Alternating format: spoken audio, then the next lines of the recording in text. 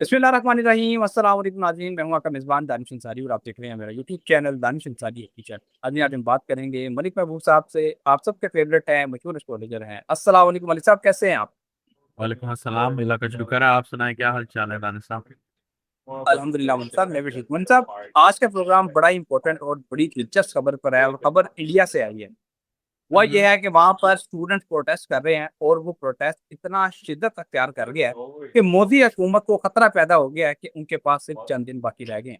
Sir, interesting बात यह है कि 2022 से सिलसिला शुरू हुआ था। श्रीलंका में हुकूमत का तख्ता पलटा गया, फिर नेपाल में हुकूमत का तख्ता नौजवानों ने यानी कि जेन जी ने जनरेशन जी ने पलटा। फिर उसके बाद बांग्लादेश में यही जनरेशन जी सामने आई, यही स्टूडेंट सामने आए और इन्होंने हुकूमत का तख्ता पलट दिया।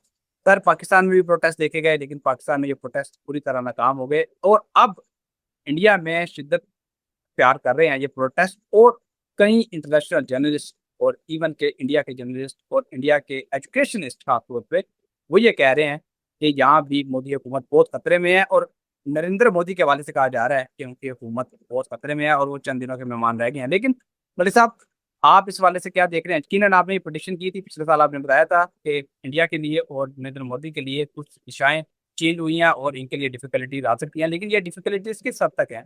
आप क्या देख रहे हैं? क्या वाकई नरेंद्र मोदी की हुकूमत खत्म होने वाली है? देखिए, मेरे ख्याल से ये उनका लास्ट टेन्योर है एनीवेज।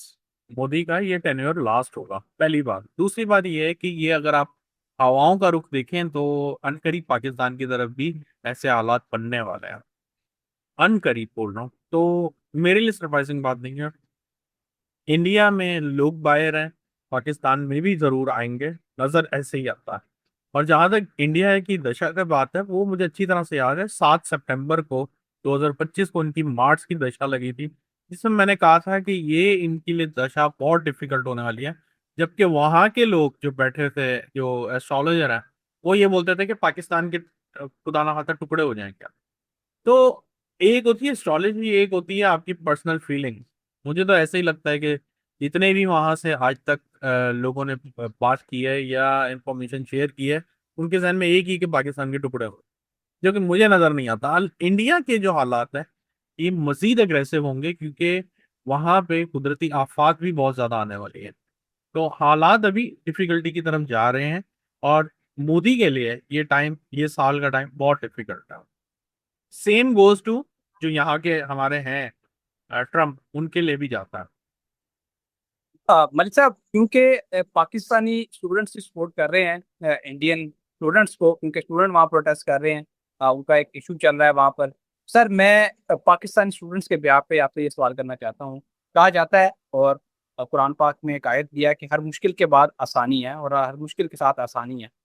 आप क्या देख रहे हैं कि ये जो मुश्किल आई है इंडियन स्टूडेंट्स पे, क्या इसके साथ कोई आसानी आने वाली है इनके लिए या कोई मुश्किल आने वाली है? आसानी तो ज़ाहिर है एट द एंड आएगी, क्या इससे बड़ी कोई मुश्किल आने वाली है आइंदा आने वाले दिनों में? क्योंकि अब आज के दिन यानी कि आज 22 जुलाई है, आज के दिन और गुज़श्ता रोज इन प्रोटेस्ट जो प्रोटेस्ट कर रहे हैं नौजवान, इन्होंने तशद्दुद भी किया है इंडिया के रेंजर्स पे और इंडिया की पुलिस पे। उसका जवाब तो जाहिर है इंडिया की हुकूमत कोई ना कुछ उन्हें देगी। तो आप क्या देख रहे हैं? क्या इंडिया के जो नौजवान हैं उन पर कोई खून खराबा खुदा ना खास्ता या कुछ तशद्दुद भी होने वाला है? मुझे ऐसा लगता है कि बहुत कुछ होने वाला है। सेटर्न रेट्रोग्रेड आज क्या है, 22 है, 5 दिन के बाद होना है। तो ये तो प्रॉब्लम मजीद बढ़ती हुई दिख रही है मुझे, कम तो नहीं होती हुई दिख रही। और मैंने आपको ये कहा था कि दुनिया में हर जगह पे कुछ ना कुछ प्रॉब्लम होंगे और लोग बाहर सड़कों पे होंगे। ये आज से 2 महीने पुरानी बात है, ऑन ऑन रिकॉर्ड भी होगा। लेकिन अभी सिचुएशन हल नहीं होती हुई मुझे दिख रही। ये यहाँ से जो सिलसिला है ना, ये आगे तक जाने वाला, जल्दी नहीं खत्म होगा। अच्छा मलिक साहब, एक बड़ी मशहूर कहावत है कि बहती गंगा से हाथ धो लेना। तो हमने जी। देखा है कि कॉकरोच पार्टी जो है वो इन स्टूडेंट्स के साथ खड़ी हो गई है, कांग्रेस भी इनके साथ खड़ी हो गई है। अब कई लोग ये कह रहे हैं कि पंजाबी भी साथ खड़े हो सकते हैं और हो भी रहे हैं। कई वीडियो सामने आ रही हैं कि पंजाबी भी इन स्टूडेंट्स के साथ खड़े हो गए हैं और लड़ रहे हैं, उनके साथ तलवारें लेकर बाहर आ गए हैं।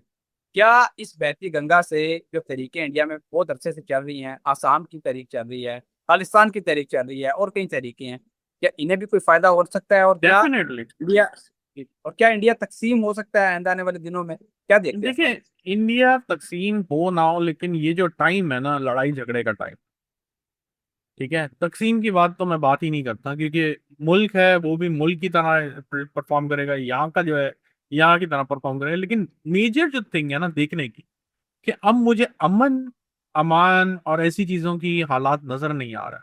मैं आपको बहुत दफा से कह रहा था, जब ये ईरान अमेरिका का ये जंग चल रही थी, मैंने आपको कहा था कि ये पॉज हो सकता है, खत्म नहीं होगी ये जंग। और यही चीज मैंने पाकिस्तान अफगानिस्तान के लिए भी की है, कि उन्होंने गलत जगह हाथ डाल दिया है। ये भी वही है, गोरीला जंग वाले लोग हैं, ये इतनी जल्दी से पीछे नहीं हटेंगे। और अब जो ये हालात बन रहे हैं ना दुनिया में, ये अब ट्रेंड बनेगा, देख लीजिएगा। कहीं पे भी हुकूमतों को पलटाना होगा तो ये इस तरह के नौजवान लोग बाहर आएंगे, ना कि एजेड बूढ़े लोग, ऐसे मुझे नजर नहीं आते। सैटर्न, मैंने पहले ही बताया था, सैटर्न कार्मिक प्लेनेट है। जैसे ही रेट्रोग्रेशन में मैं अभी, रेट्रोगेट हुआ नहीं है, लेकिन ये इतना बड़ा प्लेनेट है कि इसके असरात आने शुरू हो जाते हैं, चाहे वो डायरेक्ट मोशन में जाए या रेट्रो में जाए। तो अभी वो रेट्रो की तरफ जा रहा है, अभी गया नहीं है। तो उसी से पहले ही ये मतलब आपके सामने रिएक्शन आए हैं। तो मुझे ऐसा लगता है कहीं ना कहीं वहां की मिलिट्री स्टैब्लिशमेंट आपको बहुत जल्दी रोडों पे नजर आएगी, इस चीज को स्टॉप करवाने के लिए।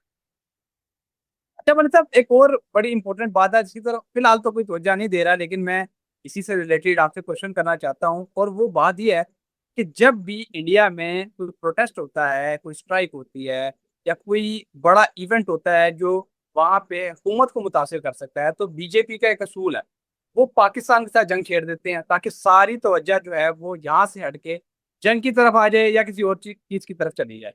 क्या इंडियन हुकूमत यानी कि मोदी हुकूमत इससे फायदा उठाते हुए खुदा ना खास्ता पाकिस्तान के साथ कोई नई जंग छेड़ सकते हैं ताकि अवाम की सारी तवज्जो जो है वो डाइवर्ट हो जाए? क्या देखते हैं इस बात में?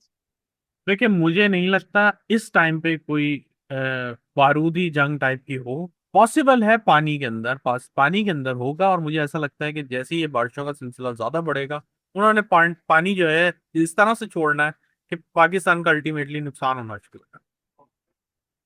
भाई साहब, अभी आपने पानी का जिक्र किया तो पानी से मुतल्लिक कि आपको नेक्स्ट खबर में बता देता हूँ। मकबूजा कश्मीर में बहुत तशवीशनाक सूरत हाल है। शदीद बारिशों की वजह से वहां पर सैलाब आ चुका है, लेकिन उन्होंने इसका हल ये तलाश किया है कि सारे पानी का रुख जो है पाकिस्तान की तरफ मोड़ दिया है। और आज ही के रोज अलर्ट जारी किया गया है सियालकोट में और वजीराबाद में। रुकाया जा रहा है कि बहुत बड़ी तादाद में आबादी जो है, पॉपुलेशन जो है वो खतरे में है और नुकसान हो सकता है सैलाब से, और सैलाब का खदशा जाहिर किया गया है। आप क्या देख रहे हैं? क्या वाकई खुदा न खासा आपने प्रेडिक्शन बिल्कुल की थी इंडिया पाकिस्तान सैलाब से, जल्जलों से मुतासिर होंगे? क्या वजीराबाद और सियालकोट के लोगों के हवाले से आइंदा आने वाले दिनों में कोई अच्छी खबर है आपके लिए, क्योंकि लोग बहुत परेशान हैं और वो यही जानना चाहते हैं? मेरे नहीं ख्याल है, मुझे नहीं लगता। मैं आपको तकरीबन 1 साल से वार्निंग देता आ रहा हूँ कि ये जब टाइम होगा, हुकूमत कुछ भी नहीं कर सकती, इसका कोई बैकअप प्लान नहीं है। आप अपनी मदद आपके तहत अपनी चीज़ों को समेटें, या उस जगह पे कोई बॉर्डर्स वगैरह वॉट एवर जो भी आप लगा सकते हैं, जिससे एक तरह से पानी आपके घरों में दाखिल ना हो, जो कि अभी मुझे बड़ा मुश्किल लग रहा है कि अभी अगर कोई करना भी जाएगा तो ये बहुत मुश्किल होगा। तो प्रॉब्लम है, प्रॉब्लम अभी शुरू हुई है। देखें, ये 5-7 दिन ही गुजरे सन को ट्रांजिट हुए पे जुपिटर के साथ। और मैंने आपको 15 जुलाई से 15 अगस्त का टाइम सबसे ज्यादा क्रिटिकल दिया है, क्योंकि ये बहुत ज्यादा क्रिटिकल टाइम है। इसमें बहुत सारे प्लैनेट इन्वॉल्व हो रहे हैं, मोस्टली सन है, सैटर्न है, जुपिटर है। तो ये चीजें जो है ना बहुत डिस्टर्ब करती हुई आपको अभी दिखाई दी जाएंगी, अभी तो कुछ भी नहीं शुरू हुआ। पर सर, बहुत शुक्रिया, आपने अपने कीमती वक्त में से कुछ वक्त निकाला, इतनी जबरदस्त प्रेडिक्शन मालूमात हमारे साथ शेयर की। नादी नाता भी शुक्रिया। कमेंट्स करते हैं, फीडबैक देते हैं, सवाल पूछते हैं, अपना फीडबैक दिया करें। इंशाल्लाह नेक्स्ट प्रोग्राम में ऐसी दिलचस्प के साथ दोबारा पेश होंगे। अगली वीडियो तक के लिए मुझे और मलिक महबूब साहब को इजाजत दीजिए। अल्लाह हाफिज़।